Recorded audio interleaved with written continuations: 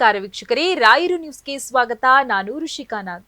ಸುರಪುರ ತಾಲೂಕಿನ ಸೋಗೂರು ಗ್ರಾಮದಲ್ಲಿ ಬಸ್ ನಿಲ್ದಾಣವಿಲ್ಲದೆ ಜನರು ಒದ್ದಾಡುವಂತಾಗಿದೆ. ಹೀಗಾಗಿ ಹೊಸ ಬಸ್ ನಿಲ್ದಾಣ ನಿರ್ಮಿಸಿಕೊಡುವಂತೆ ಅಧಿಕಾರಿಗಳಿಗೆ ಪತ್ರದ ಮೂಲಕ ಮನವಿ ಮಾಡಿದ್ದಾರೆ. ಸುರಪುರ ತಾಲೂಕಿನ ಸೋಗೂರು ಗ್ರಾಮದಲ್ಲಿ ಹೊಸ ಬಸ್ ನಿಲ್ದಾಣ ನಿರ್ಮಾಣ ಕೊಡುವ ಕುರಿತು ಮೇಲ್ಕಂಡಿಸಿದ ವಿಷಯಕ್ಕೆ ಸಂಬಂಧಿಸಿದಂತೆ ಕರ್ನಾಟಕ ಯುವ ರಕ್ಷಣಾ ವೇದಿಕೆ ಯಾದಗಿರಿ ಜಿಲ್ಲಾ ಘಟಕ ಯಾದಗಿರಿ ಇದು ತಮ್ಮಲ್ಲಿ ವಿನಂತಿ ಮಾಡಿಕೊಳ್ಳುವುದೇನೆಂದರೆ, ಸೋಗೂರು ಗ್ರಾಮದಲ್ಲಿ ಬಸ್ ನಿಲ್ದಾಣವಿಲ್ಲದೆ ಮಹಿಳೆಯರು, ಮಕ್ಕಳು, ವೃದ್ಧರು ಮತ್ತು ವಿದ್ಯಾರ್ಥಿನಿಯರು ರಸ್ತೆಯ ಪಕ್ಕದಲ್ಲಿ ಬಿಸಿಲಿನಲ್ಲೇ ನಿಂತು ಬಸ್ಗಾಗಿ ಕಾಯಬೇಕಾಗುತ್ತದೆ.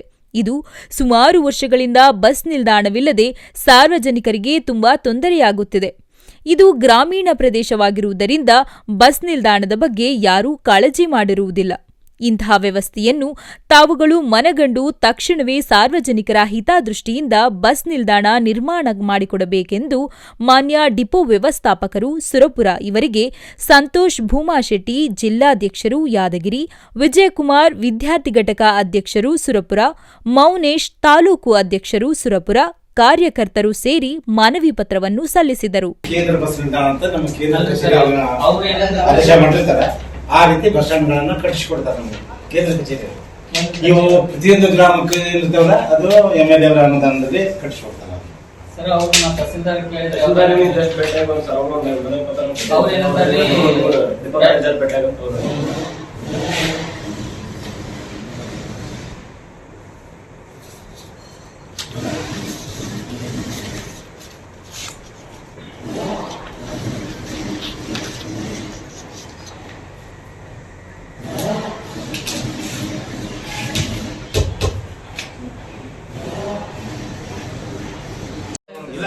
ಕೇಳಿದ್ರೆ ಪರವಾಗಿಲ್ಲ, ನಾನು ಇದಕ್ಕೆ ಮೇಲಾಧಿಕಾರಿಗಳಿಗೆ ಕಳಿಸ್ತೀನಿ, ಅವ್ರು ಚರ್ಚೆ ಮಾಡ್ತೀನಿ. ಸರ್ ಇದ್ರ ಬಗ್ಗೆ ನೀವು ಅಲ್ರಿ ಅವ್ರು ಹೇಳಿದ ತಹಸೀಲ್ದಾರ್ ಬಲ್ಲಿ ಹೋದ್ರ ಮ್ಯಾನೇಜರ್ ಬಲ್ಲಿ ಹೋಗ ಅಂತ ಹೇಳ್ತಾರೆ. ನಾನು ಹೇಳ್ತೇನೆ ನಿಮ್ಗೆ, ನಮ್ಮ ಮೇಲಾಧಿಕಾರಿಗಳಾದ್ರೆ ನಮ್ಮ ಕೈಯಾಗ ಇಲ್ಲ ಪವರ್. ನನಗೆ ಏನ್ ಮಾಡ್ತಿರ್ತಾರೆ ಅವ್ರು ರೂಟ್ ಮಾಡ್ಕೊಟ್ಟಿರ್ತಾರೆ. ಓಟ್ಸ್ ಬಸ್ ಇನ್ನೊಂದು ಏನಂತ ಸರ್, ಸೂಗರ್ ಬಸ್ ಕೊಡ್ತಿರಲ್ಲ ಟೈಮ್ ಸರಿ ಬರಲ್ಲ ಸರ್. ಈಗ 8 ಗಂಟೆ 30 ನಿಮಿಷಕ್ಕ ಸೂಗರ್ ಸರಿ ಬರೋದು ನಮಗೆ ಗೊತ್ತದ.